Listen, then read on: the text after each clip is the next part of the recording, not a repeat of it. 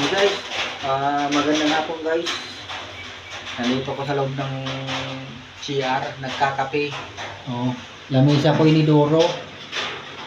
Kasi umuulan sa labas oh. Ayan. Ayan lang guys, tinatapos ko lang kasi yung katatapos ko lang mag-tiles. Ayan, gilid na yan oh. Asiroho. Asiroho, taka ito pa yung dagdagan pa oh. Oh, lipat tapos yan oh. Yun pa oh, isang patong pa. Ito pa sa kabila oh. Oh. Oh, ang ganda na guys oh. Ang ganda na, liwanag. Liwanag. Ayan oh. Oh. Tiles pala guys, apat na patong siya.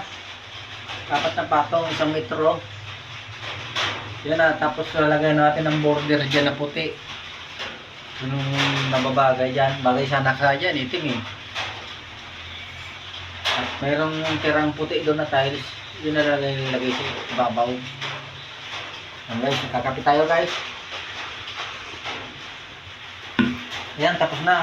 At ngayon, nalalagay ko sa border. Ayan so. Para pag naliligo diyan, hindi pupunta dito yung tubig. Doon siya pupunta. May bandang gilid, lalabas. Para pag nag-CR ka, palaging tuyo to. Hindi siya basa. Kaya pag naliligo ka, yun lang na mabasa. Tapos yung tubig pupunta doon. Ito ang strainer niya oh. Ayan oh. Ayan guys. Diyan pupunta lahat na tubig. Yan. Kasi yung shower niya, saka yung bukasang gripo, ayan. Pinaliguan ko na ito guys. At dito na rin ako naliligo. At nagagamit na rin. Ang yung Poso Negro na niya doon sa baba, 2 drum binaon ko. Tapos yung lababo sa labas, saka itong strainer, ayan na, strainer na yan. Hindi siya nakasama doon sa binaong kong drum. Bukod yung tubig niya. Dito sa labas siya aagos. Diretso doon sa may kanal. Kasi may salog kasi doon sa baba eh. Ang tubig niya tuloy-tuloy doon. Para hindi mapuno yung Poso Negro natin sa baba. Ayan guys. Kaya may namadali ko to guys. Kasi may gagawin ako sa Cubao. Uwi muna ako ng Manila.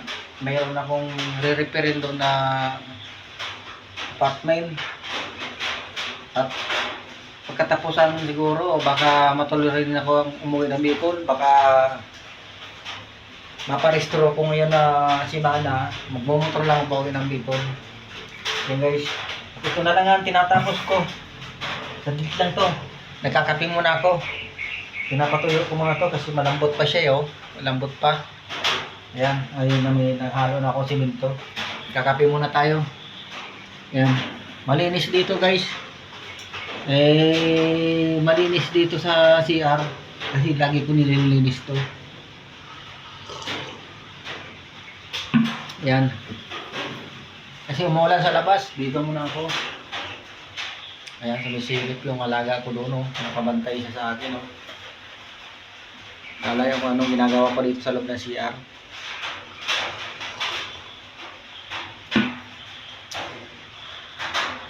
So, tapos na tayo guys sa flooring. Ayan na, nilinis ko na guys.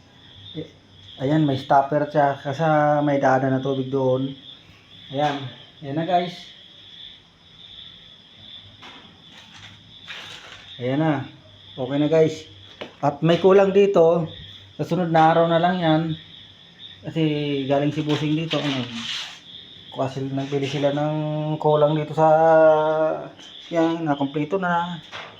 Yan na guys. Update ko na lang guys sa sunod na video pag natapos na to guys. Yan. Yan guys. Yun guys, at kinabit muna natin ang pinto. Ayan, okay na siya. Ayan. Walang saya dyan. Good na good. Perfect yan guys. Ayan. Perfect agad yung pinto na yan. Ayan. Taka may issue pala guys. Ito, gusto daw may-ari palakihin ng bintana na to kay CR. Medyo extend dito. Medyo dadagdagan, medyo mahaba kasi maliit daw. Ay di katulad dun sa kabila, medyo malaki yung kabila oh. Ayan. Ayan guys. Okay na tayo. Naabot tayo alas 6. Overtime ko na para matapos na. Naghahantay sila oh. Gutom na kayo. Magluluto pa ako. Guys, punta tayo dito. Magluluto tayong makakain. Ang dilim. Yan. Kaya luluto natin yung ulam. May ulam pa tayo dyan. At kailangan natin yung hilo. Ayun. Kailangan natin yung isda. May hilo. Hindi natin hilo mamaya.